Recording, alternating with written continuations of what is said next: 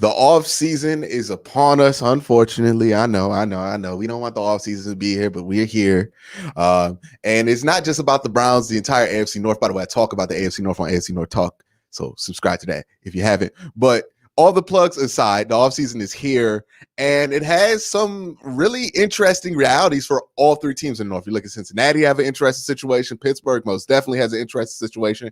And then you look at the other two teams, Baltimore and Cleveland. We both have interesting situations. So to talk about the situation in Baltimore, what the future is like, I'm going to bring in the general of Team Keep It Clean. Y'all know who it is. Engraving Videos. How you doing today, man? I'm good.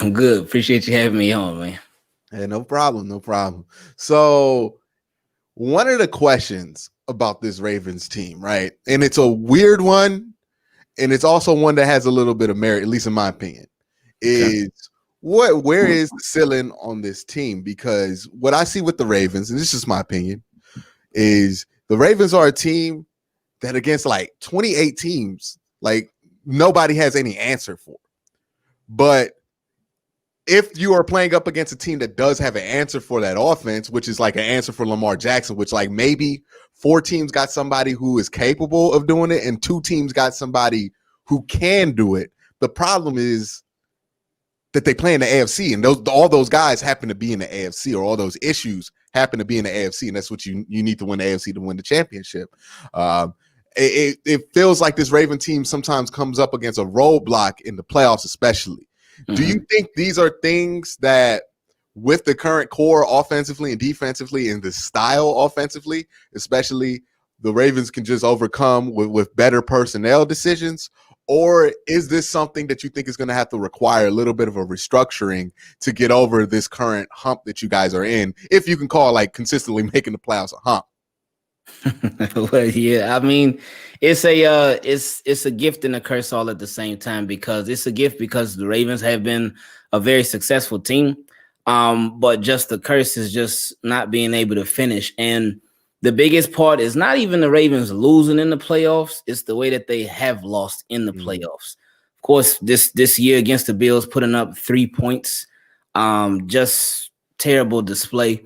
And then last year against the Titans, I think we put up 12 points. And then the previous year in the loss, we only lost by like 3, but we were getting whooped for the majority of the game. So it's not that they have been going out, but it's the way that they've been going out. And I think that Lamar's rookie year, I can, even though coaching made some really, really bad decisions, I could give them a pass for that year. But these last 2 years, the disappointment has been on another level for us Ravens fans, because you don't go 14-2 just to get in the playoffs and absolutely fall flat. And then even this year, they were on a roll, winning the majority, winning all in December. Ever since the Browns game, they went on this win streak, and then you come into the playoffs and that's what you do. So one of the things that's been talked about a lot recently has been the Ravens in the passing game. And last year, I know even Lamar Jackson won the MVP, 36 touchdowns, 6 interceptions, over 1,000 yards rushing, which was great. But going into this offseason, this past offseason, I had continued to say, while that was great, now it's about the follow-up. What are you going to do next?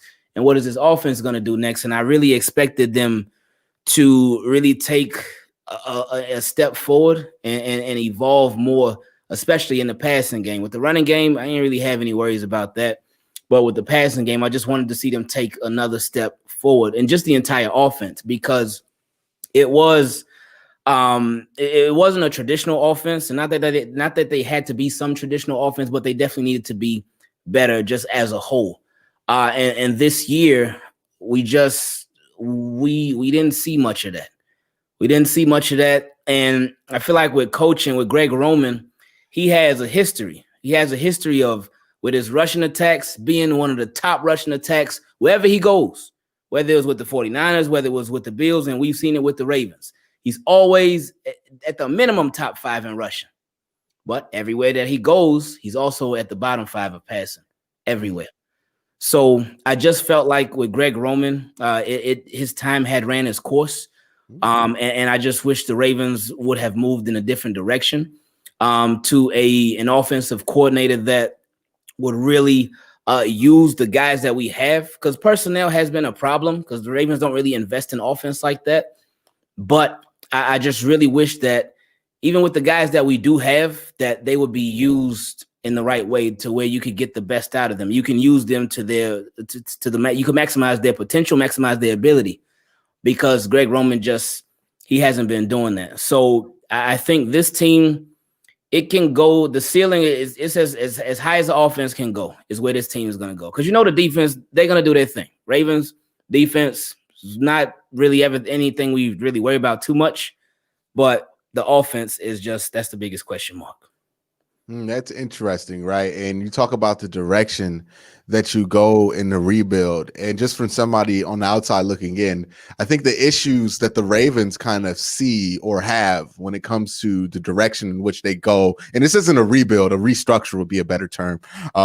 But it's the question of, one, with Lamar, it's just so hard to have like a civil conversation about him on the internet, right? Because if you say Lamar, he's at his most special when he runs the ball, but that does not necessarily mean he's like a bottom level passer. Like, I think he is a top 15 passer. If he could only pass the ball, I do feel like he would be in the top half of the league. It's just he's improved so much from day one since he's gotten to Baltimore as a passer. Right. You have to ask yourself the question, is this as good as he can get because this is the third, fourth year, or does he have an opportunity to get even better? And the answer to that question is going to dictate how you go about it, right? Because if you do think he has much more to offer and he can get into that top 10 level as a passer only, and then also have what he has as a runner, you're talking about something ridiculously scary, and you're talking about building him through wide receivers. But if you don't think that answer is yes, or you don't think that answer is guaranteed to be yes, then there's a question of, do you just add, use that money that you would use on a wide receiver or something and spend it on some offensive line pieces to shore up that gap there, or some extra tight ends to give him more of what he had in his rookie year. And that kind of becomes what I think is a tug of war between philosophies when it comes to building around Lamar. Do you go all in on his rapid ability to develop in an area in which he is not at his best yet, or do you go all in on what he can do already? And I think that is going to be the question of the offseason for the Ravens. What do you think is?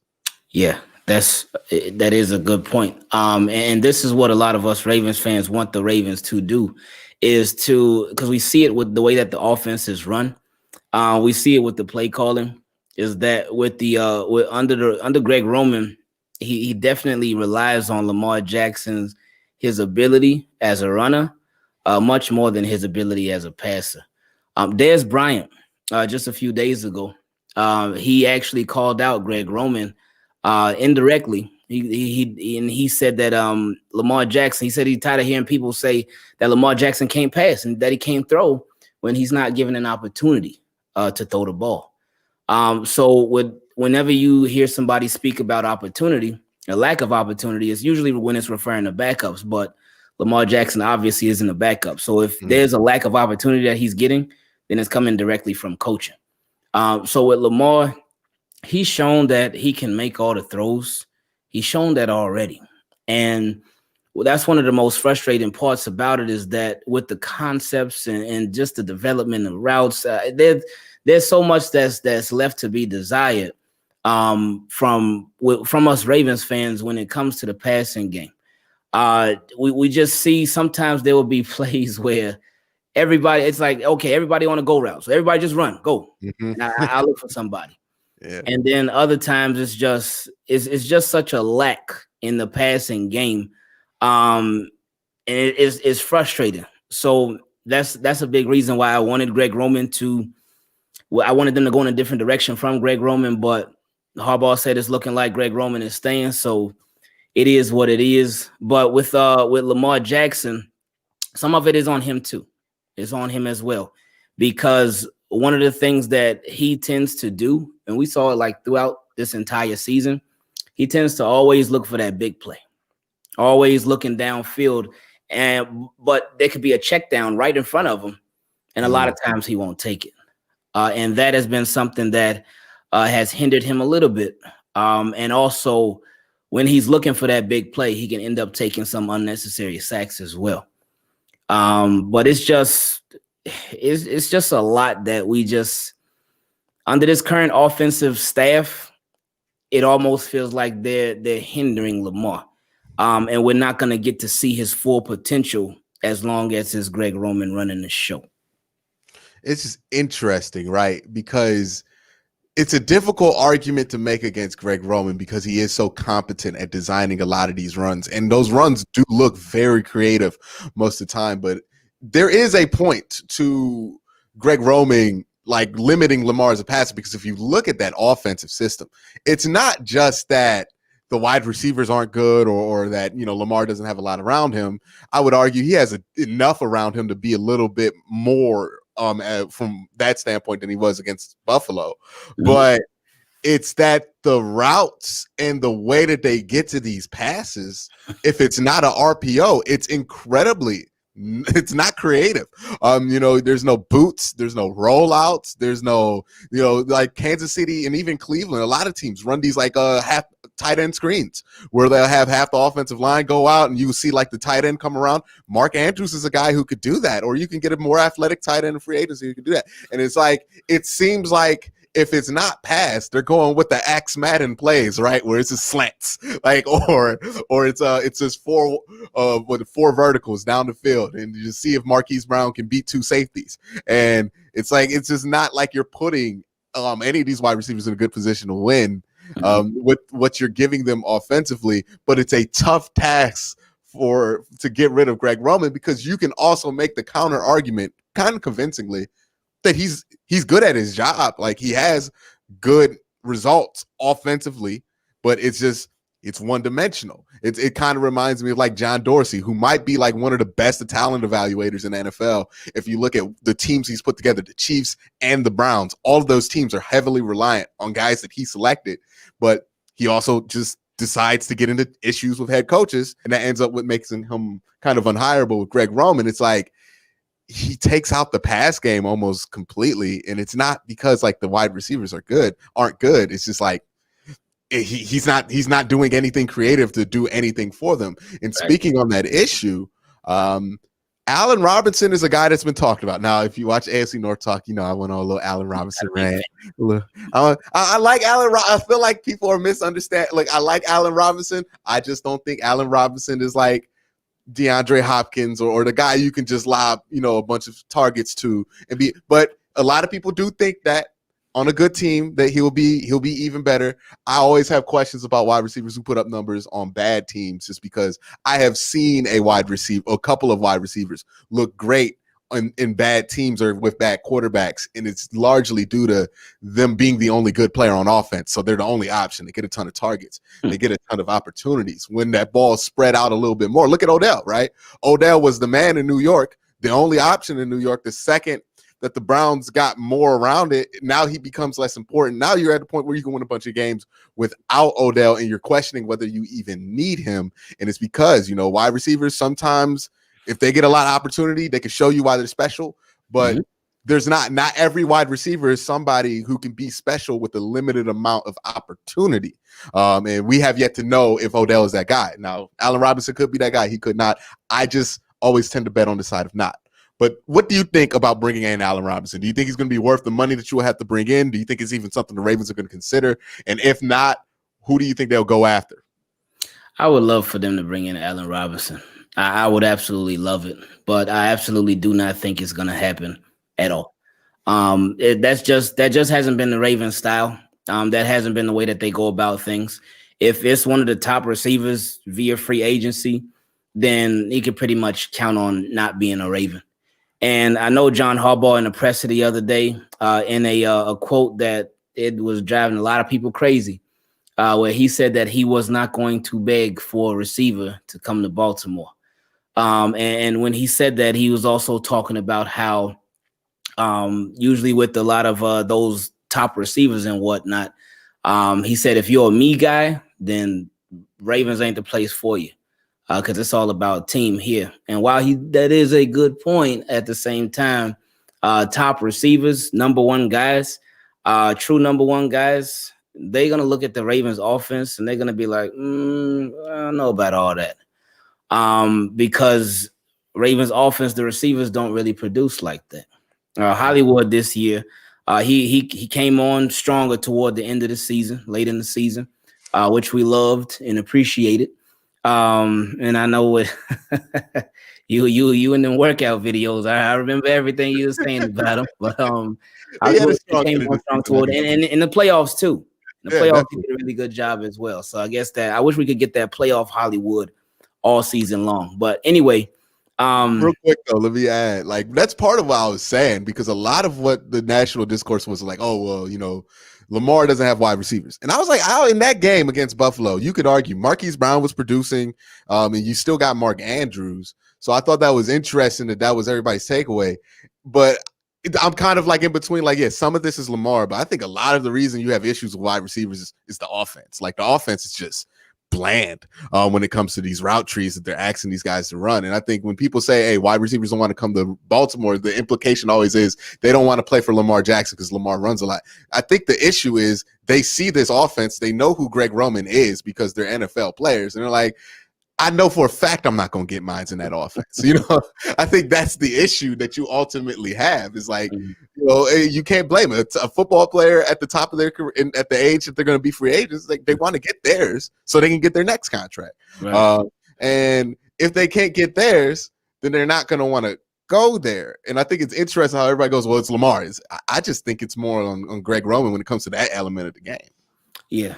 I agree, and I just think a lot of receivers, they look at Ravens offense and they look at Greg Roman and they're like, I'm good on that. But for the Ravens to really get that guy at wide receiver, which I feel like would just take them to a whole nother level, it would take them overpaying. Overpaying from what they're used to, because they don't get wide receivers in their prime. That's just not what they do. So Allen Robinson will be nice, but I'm not getting my hopes up on him.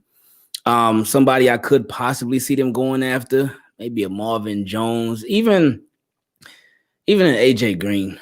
And I would not be thrilled about that, because AJ Green, when he's healthy, he's nice, but that's when he's healthy.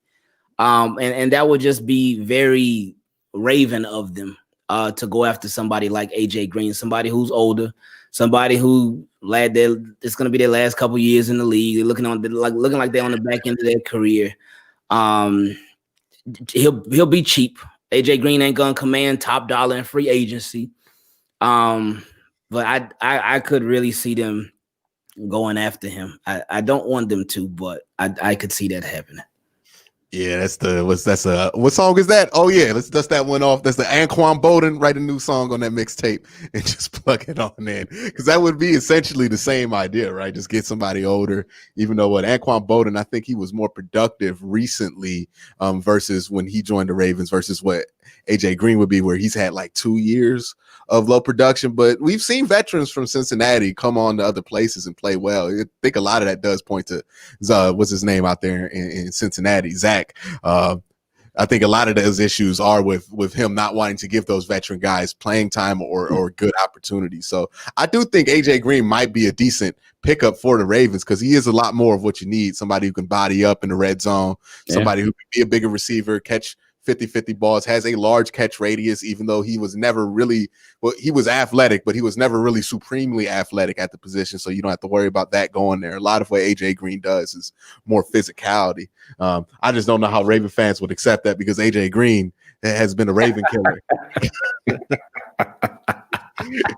But that would be interesting. I've never seen somebody who's been a division, like a killer of another team in a division, go there. The only guy seems like Joe Hayden, but Joe Hayden always got murdered by the Steelers, so it made sense for him to go there, because Antonio Brown used to eat his lunch every year. I used to be so mad about it.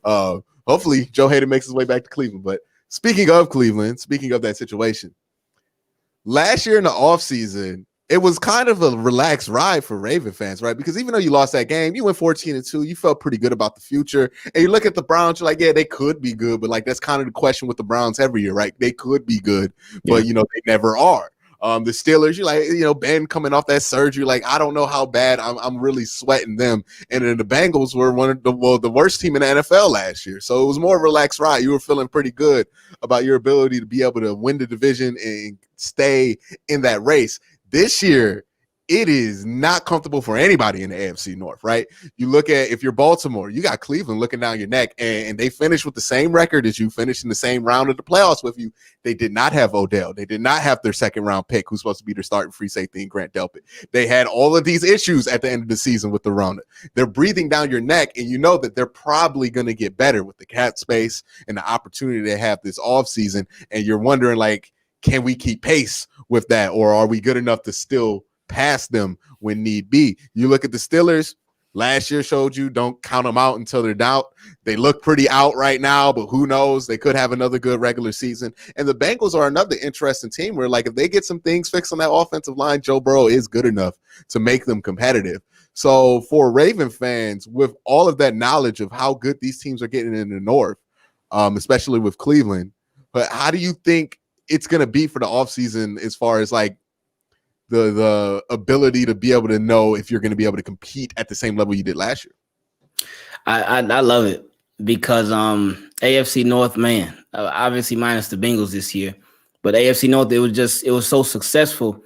And the way that these teams did it, the Ravens, the Steelers, the Browns, it makes your team have to step their game up that much more.